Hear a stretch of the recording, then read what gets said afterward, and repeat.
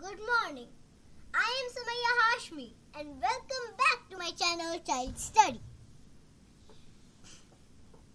In previous class, I have taught you this chapter, and in today's class, I'll solve the question answers of this chapter. So let's start. First, I'll solve the questions in class. Means जो chapter के बीच में जो questions आते हैं वो questions मैं आपको पहले सॉल्व कराऊंगी. तो चलिए शुरू करें. Ripening of fruit is a chemical change और फिजिकल चेंज.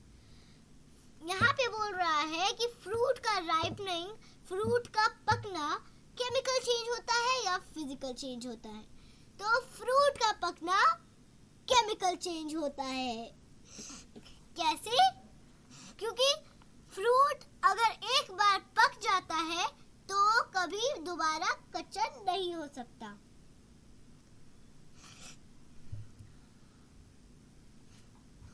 और केमिकल चेंज इरिवर्सिबल होता है. तो फ्रूट का राइपनिंग जो है वो इरिवर्सिबल है, तो यानी कि वो केमिकल चेंज हुआ. नेक्स्ट क्वेश्चन पढ़ते हैं. Melting of ice is a chemical change और अ फिजिकल चेंज. तो आइस का जो मेल्टिंग है वो फिजिकल चेंज है, क्योंकि आइस को दोबारा से पिघलने के बाद दोबारा से बर्फ बनाया जा सकता है. और फिजिकल चेंज रिवर्सिबल होता है. तो आइस का मेल्टिंग रिवर्सिबल है, तो यानी कि वो फिजिकल चेंज है. तो नेक्स्ट क्वेश्चन है rusting of iron is a chemical change और फिजिकल चेंज. तो ये बोल रहा है कि वो लोहे में जंग जो बन जाता है लोहा, वो केमिकल चेंज है या फिजिकल चेंज. तो केमिकल चेंज है. क्यों केमिकल चेंज? इसीलिए क्योंकि वो कोई नया सब्सटेंस फॉर्म कर रहा है. वो आयरन जो है वो नया सब्सटेंस फॉर्म कर रहा है. क्या है वो नया सब्सटेंस? रस्ट, जंग.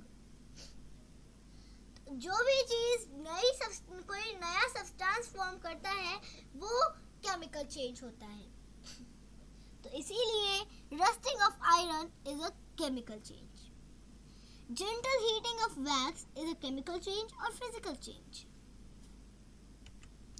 तो यहाँ पे बोल रहा है कि जो हल्का सा उस वैक्स को हीट किया गया तो वो केमिकल चेंज हुआ या फिर फिजिकल चेंज. तो वो फिजिकल चेंज हुआ. क्यों? क्योंकि वैक्स जब हीट होता है तो वो पिघल जाता है ना, लिक्विड बन जाता है. और फिर जब वो कूल होता है तो वो दोबारा से सॉलिड बन जाता है, जम जाता है. तो चलिए आगे बढ़ते हैं.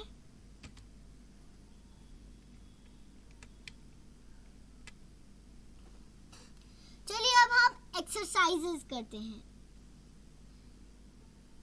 Matter is made up of extremely small particles called.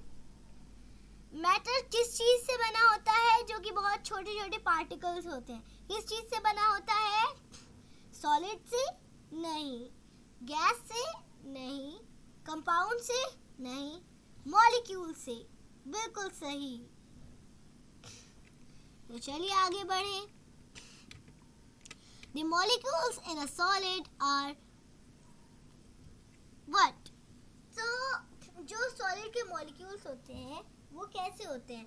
वो बहुत दूर दूर होते हैं एक दूसरे से, या फिर बहुत हल्का हल्का दूर होते हैं एक दूसरे से, या फिर बहुत ज़्यादा दूर होते हैं एक दूसरे से, या फिर बहुत क्लोज होते हैं एक दूसरे से. तो यानी कि यहाँ पे बोल रहा है कि सॉलिड के मॉलिक्यूल्स कैसे होते हैं. तो सॉलिड के मॉलिक्यूल्स जो है वो बहुत क्लोज होते हैं एक दूसरे से, और यही वजह है कि सॉलिड आसानी से टूट नहीं सकता. The molecules of carbon dioxide are. तो कार्बन डाइऑक्साइड के मॉलिक्यूल्स कैसे होते हैं? वो बहुत दूर दूर होते हैं एक दूसरे से, या फिर थोड़े दूर दूर होते हैं एक दूसरे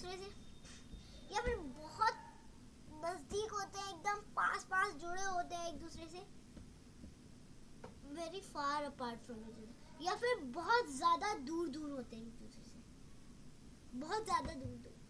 तो यहाँ पे बोला जाएगा कि दूर दूर होते हैं एक दूसरे से। क्यों? क्योंकि कार्बन डाइऑक्साइड जो है वो गैस है। तो चलिए आगे बढ़े। Physical change. Physical change is a, physical change क्या है? फिजिकल चेंज क्या परमानेंट चेंज है?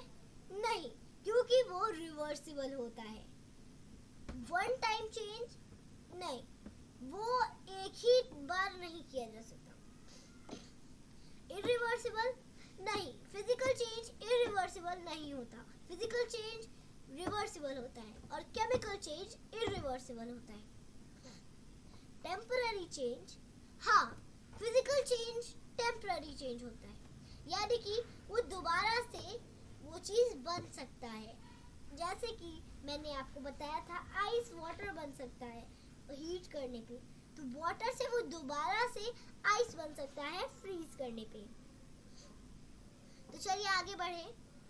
If sugar is heated continuously, अब अगर शुगर को मतलब कंटिन्यूअसली हीट करा जाए तो क्या होगा? वो ऑक्सीजन बनेगा? नहीं, ऑक्सीजन नहीं बनेगा, और वो वाटर वेपर बन के उड़ जाएगा? नहीं, वो वेपर भी नहीं बनेगा। क्या वेपर यानी कि भाप? क्या वो वाटर बन जाएगा? नहीं, वो वाटर भी नहीं बनेगा। एक ब्लैक सब्सटेंस फॉर्म होगा जो कि कार्बन होता है, कार्बन फॉर्म होगा जो कि एक ब्लैक सब्सटेंस होता है। तो चलिए आगे बढ़े। मैटर, अब हम ट्रू फॉल्स यानी कि टिक क्रॉस करेंगे। तो matter can be a solid और लिक्विड ओनली। मैटर या तो सॉलिड हो सकता है या तो लिक्विड हो सकता है सिर्फ।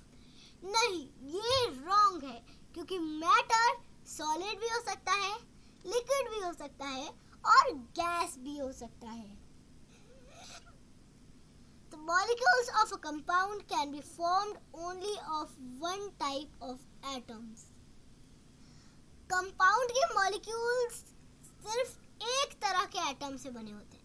बिल्कुल गलत, क्योंकि हमने पढ़ा था, अब जैसा कि हमने पढ़ा है बुक में, आपको याद होगा जैसा कि कंपाउंड जो है वो एक से ज्यादा तरह के मॉलिक्यूल से बनता है और एलिमेंट एक तरह के मॉलिक्यूल से बनता है। जैसे वाटर का कंपाउंड, तो वो एक से ज्यादा तरह के मॉलिक्यूल से बना है। वो एक ऑक्सीजन का और दो हाइड्रोजन के एटम से बना है, मॉलिक्यूल से बना है, तो इसीलिए वो कंपाउंड था, कंपाउंड है। तो कंपाउंड जो है वो एक से ज्यादा तरह के एटम से बने होते हैं, मॉलिक्यूल से बने होते हैं, एटम से बने होते हैं,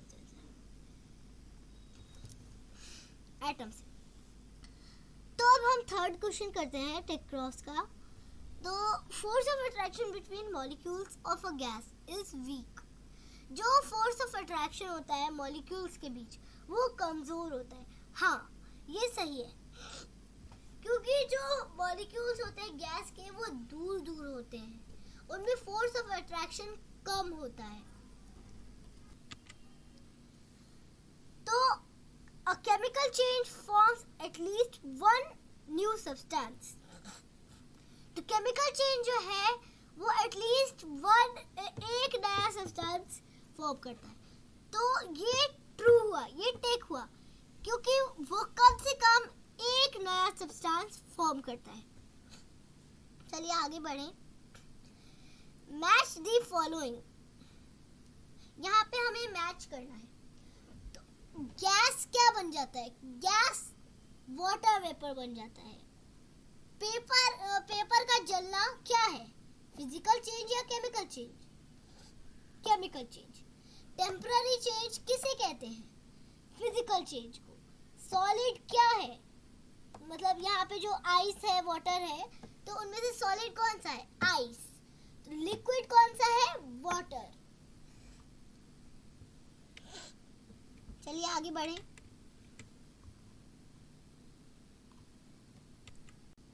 तो यहाँ क्वेश्चन में बोल रहा है कि एलिमेंट के मॉलिक्यूल्स को डिस्क्राइब करो, यानी कि एलिमेंट के मॉलिक्यूल्स को हमें बताना है वो कैसे होते हैं। तो एलिमेंट के मॉलिक्यूल्स जो हैं वो एक तरह के होते हैं, वो एक तरह के एटम से बने होते हैं। ओके, और नेक्स्ट क्वेश्चन में बोल रहा है कि कंपाउंड के मॉलिक्यूल्स कैसे होते हैं। तो कंपाउंड के मॉलिक्यूल्स दो तरह, यानी कि एक से ज्यादा तरह के मॉलिक्यूल से बने होते हैं। ये नहीं कि दो ही तरह के, एक से ज्यादा तरह के मॉलिक्यूल से बने होते हैं। इंग्लिश में बोले तो element of molecules of elements are made up of only one kind of atom, and molecules of compound are made up of more than one type of atom. Okay, तो third question है name any one physical change. कोई भी एक physical change बताओ।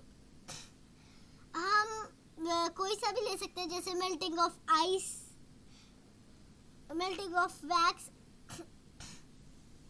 Okay, तो melting of wax यानी कि wax जब मेल्ट होता है तो फिर वो दोबारा से सॉलिड बन जाता है ना, लिक्विड बनने के बाद फिर जब वो कूल हो जाता है तो वो सॉलिड बन जाता है। और सबसे अच्छा एग्जांपल है आइस। आइस जब वाटर बन जाता है हीट होने के बाद, उसके बाद जब उसे दोबारा फ्रीज किया जाता है तो वो दोबारा से बन जाता है आइस, फ्रीज करने के बाद। तो चलिए चौथे क्वेश्चन पे आते हैं, फोर्थ क्वेश्चन पे। Burning of paper is a chemical change, give reason. यहाँ पे बोल रहा है कि पेपर का जलना केमिकल चेंज है, तो इसका रीजन क्या है, वो केमिकल चेंज क्यों है, ये पूछ रहा है। तो चलिए जानते हैं पेपर का जलना केमिकल चेंज क्यों है। तो पेपर जब जलता है तो वो जल के राख बन जाता है। तो एक बात इसकी हुई कि वो राख बन जाता है, पेपर से वो उससे कुछ नया सब्सटेंस बनता है। और दूसरी बात ये कि वो इरिवर्सिबल होता है, वो रिवर्सिबल नहीं होता है। वो राख दोबारा से पेपर नहीं बनाया जा सकता। तो इसीलिए पेपर का जलना केमिकल चेंज है। तो चलिए आगे बढ़ते हैं। आगे और भी कुछ क्वेश्चंस हैं, तो करते हैं हम। Describe the arrangement of molecule in the liquid and solid of matter. तो चलिए यहाँ पे बोल रहा है कि मॉलिक्यूल्स के अरेंजमेंट बताने हैं हमें, लिक्विड के और सॉलिड के। तो लिक्विड के मॉलिक्यूल्स के अरेंजमेंट कैसे होते हैं। लिक्विड के मॉलिक्यूल्स के अरेंजमेंट जो होते हैं वो ना ही बहुत दूर दूर होते हैं, ना ही बहुत पास पास होते हैं उनके मॉलिक्यूल्स। वो हल्का दूर दूर होते हैं उनके मॉलिक्यूल्स, थोड़ी दूर दूर होते हैं। They are slightly far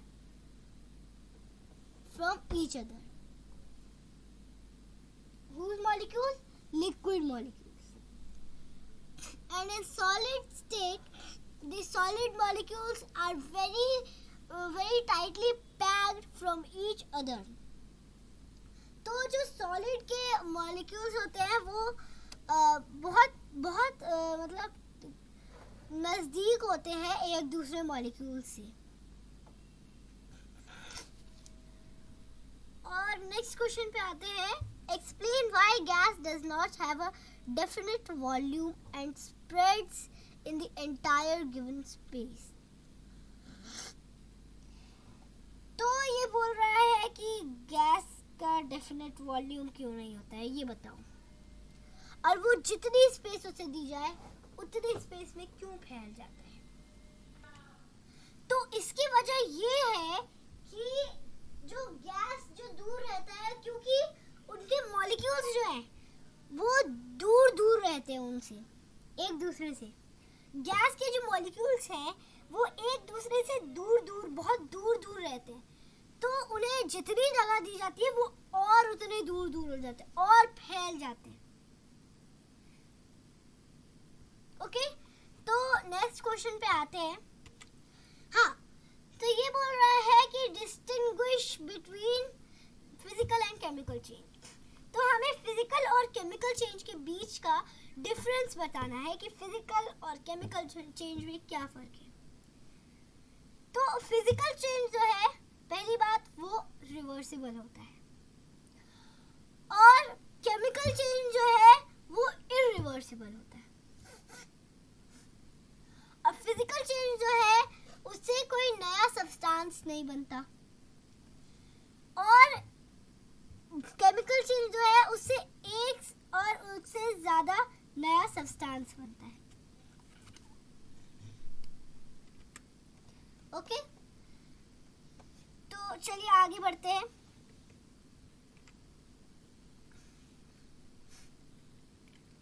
Which box represents an element? यहाँ पे ये देख के बताना है हमें कि कौन सा बॉक्स जो एलिमेंट वो कर रहा है, एलिमेंट बता रहा है। कौन सा बॉक्स? एलिमेंट सी बॉक्स में है, क्योंकि एलिमेंट उसे कहते हैं जो सिर्फ एक तरह के मॉलिक्यूल से बना होता है, एटम से बना होता है। एक तरह के एटम से जो बना होता है वो एलिमेंट होता है। तो एलिमेंट जो है वो सी है, सी बॉक्स जो है वो एलिमेंट रिप्रेजेंट कर रहा है। और what could be the state of this element?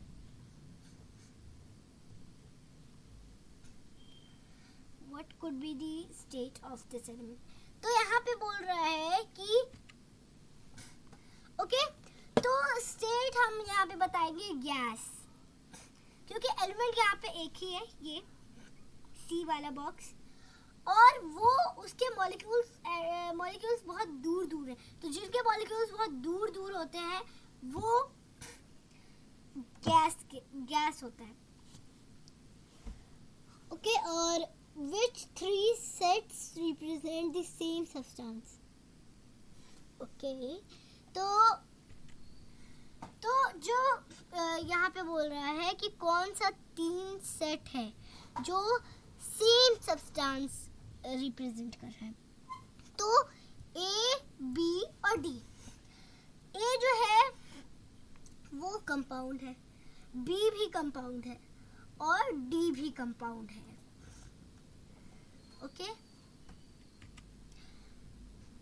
तो नेक्स्ट क्वेश्चन पे आते हैं। Which set do you think represents a solid substance? कौन सा बॉक्स जो है, कौन सा सेट जो है जो सॉलिड सब्सटेंस रिप्रेजेंट कर रहा है? तो इसका आंसर बहुत इजी है, ये है, इसका आंसर होगा डी। डी क्यों? क्योंकि सॉलिड के जो मॉलिक्यूल्स हैं वो बहुत नज़दीक होते हैं, बहुत टाइटली पैक्ड होते हैं। तो इसीलिए डी सेट जो है उसमें जो मॉलिक्यूल्स हैं वो काफ़ी ज़्यादा टाइटली पैक्ड है, वो मतलब एक दूसरे से बहुत नज़दीक है। तो वो सॉलिड का सेट है, सॉलिड सब्सटेंस रिप्रेजेंट कर रहा है। और नेक्स्ट क्वेश्चन है कि कौन सा सेट जो है वो लिक्विड कर रहा है, लिक्विड सब्सटेंस कर रहा है रिप्रेजेंट। कौन सा लिक्विड है? तो लिक्विड में हम देंगे ए। क्यों?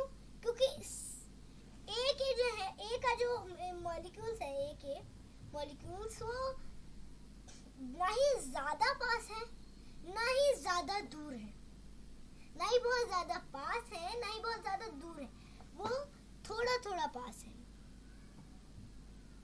और थोड़ा थोड़ा दूर है। तो वो जो है वो लिक्विड का हुआ। सी और बी वो गैस के हैं, डी सॉलिड का है और ए जो है वो लिक्विड का है। तो चलिए आगे देखते हैं। यहाँ पे कुछ वैल्यू बेस्ड क्वेश्चंस हैं। तो यहाँ पे वैल्यू बेस्ड क्वेश्चन में कि John was burning newspaper in his backyard when his father asked him not to do so तो यहाँ पे बोल रहा है कि आप क्या सोचते हैं कि जॉन के फादर ने उसे क्यों रोका न्यूज़पेपर जलाने से। तो उन्होंने इसीलिए रोका because of pollution, because it causes pollution. और नेक्स्ट क्वेश्चन है उसी का कि is burning a physical change और केमिकल चेंज। तो जलना जो है वो केमिकल चेंज है, क्योंकि वो दोबारा से जो पेपर है वो दोबारा से, जैसे पेपर जलाया तो दोबारा से पेपर नहीं बन सकता। वो एक बात है कि वो एक नया सब्सटेंस बना, इसीलिए वो केमिकल चेंज है। और दूसरी बात कि वो दोबारा से पेपर नहीं बन सकता, वो इरिवर्सिबल है, तो इसीलिए वो केमिकल चेंज है। तो आगे देखते हैं, यहाँ पे हमारा चैप्टर ख़त्म होता है। तो वीडियो अगर पसंद आई हो तो लाइक करें, सब्सक्राइब करें और ज़्यादा से ज़्यादा शेयर करें। Thanks for watching video.